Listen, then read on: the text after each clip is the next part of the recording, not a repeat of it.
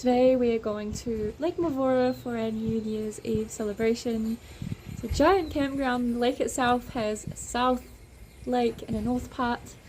Fun fact, some of Lord of the Rings was filmed at Lake Mavora.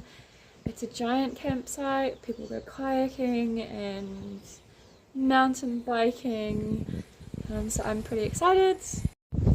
I've already packed everything and it's in the car, but I did have a package arrive 10 minutes ago and I gave the postie man a box of chocolates because he was working on New Year's Eve. But I just had this arrive. It says, "What would Jesus do?" And I just pull off my nose. Yay! The adventure begins! This is Jacob's Estuary, and as you can see there are a lot of whitebait huts. Whitebaiting is like a cult fishing thing. Here in Southland, the Mavora. One of the biggest environmental issues in New Zealand is the spreading of wilding pines. So in New Zealand, Pinus contorta, Douglas fir, Pinus radiata, they're not native to New Zealand, but things like the wilding pines, they self-seed and they spread. So we see a lot of pine trees where native species once were, and places like Mid-Dome, just out of Southland, that the whole mountaintop gets self-seeded and spread with these pines, which affect native species and the native trees that grow there. So there are big operations that go in to try and remove these trees. I've always found it really conflicting because my personal philosophy is to cherish and honour all living things, to cherish and honour all life, all Māori, all life force, and it's an ethical conflict when you go to remove something from the environment to replace with another, but then we have to remember what was initially natural and native to New Zealand and how that pertains to all of the living animals and birds and beautiful things that live here, and how that changes when that changes too. As I mentioned in my video from Lake Hiroko, the tile drains and ditches that have been put in through all of Southland, and it's a very conflicting environmental issue, the straightening of riverbanks, because for water to be healthy, the rivers and the streams need to flow with big S's, big sweeping curling rivers that provide shade for fish species. It slows down the water, and that means the water is cleaned as it goes through that natural filtration process. But with the straightening of the riverbanks, yes, it's good for flood protection, and it protects the city from flooding occurring. It makes the flow of the water really fast, and it essentially misses out on all of that essential time the water needs to filter itself to be healthy. What a lot of the community doesn't realise is that on places like the Wahopai River, they actually have a lot of fish species that there are living things living in those streams and places. They've also been known to have seals swim upstream as well. The Mavora River is quite special. It's known as a braided river network, and there are rainbow trout and brown trout and inanga, whitebaits. There are a lot of native fish species. When we go whitebaiting there, we've seen lots of smelts. We have caught the odd trout, and what else is there? Kawai swam up. Kawai? Mala. Mala?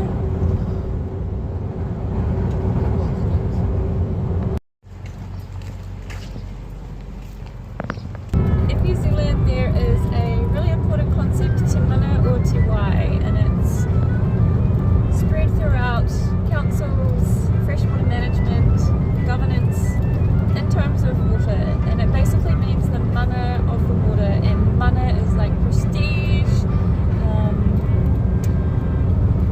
sometimes it can be like personal authority and personal leadership, but it basically means that the health of the water is first and foremost before human health and before human needs. It's this idea that the health of the water sustains all life. Te mana o te wai. There's a really epic document, The Creative Process as a Tool in Spiritual Direction, and it was published in 1999 by Patricia O'Donnell. It's pretty much been my living document, my guiding principle when it comes to working in the realm of spirituality and in creativity. In this document, Makueni Ruth Tai refers to Te Puna Waihanga. Waihanga, the waters of creativity, referring to wai, water, ha, the breath of life.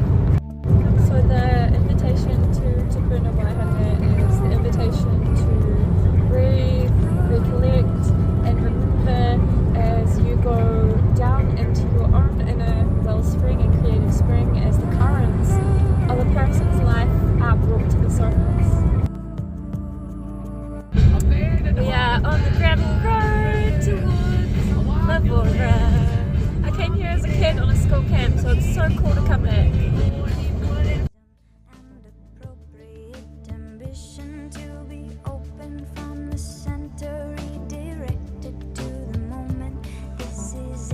This is it, love, unrestrainable nature. We can change it from the edges. We can challenge all our borders. There is always This is a camping spot. We found this little forest. And we're just setting up the swag. pathway is proceeding and the way is always changing. We are free from what prevents us to realize our destination. Oh.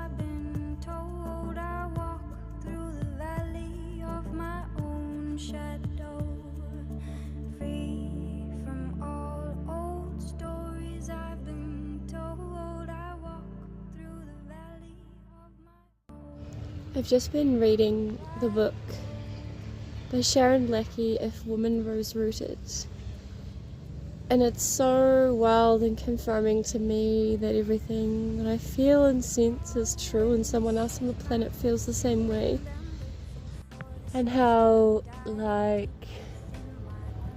it's so strange to think that people think that they have dominion over nature, whereas that is never the case. It's so strange to think that people see nature as a resource. But nature is, how we treat nature is how we treat the woman on our planet. And the call to the wild woman, I don't think it's about being wild and letting your armpit hair grow and having mud on your face, although that is one aspect of it. It's being creative and creating, continually creating. It doesn't have to be children, it's art, it's everything.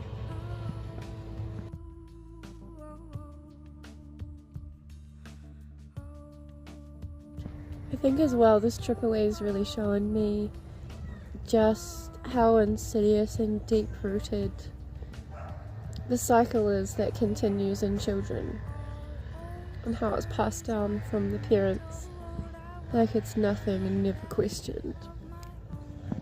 I fear for our next generation of children, and I wish there was something that I could do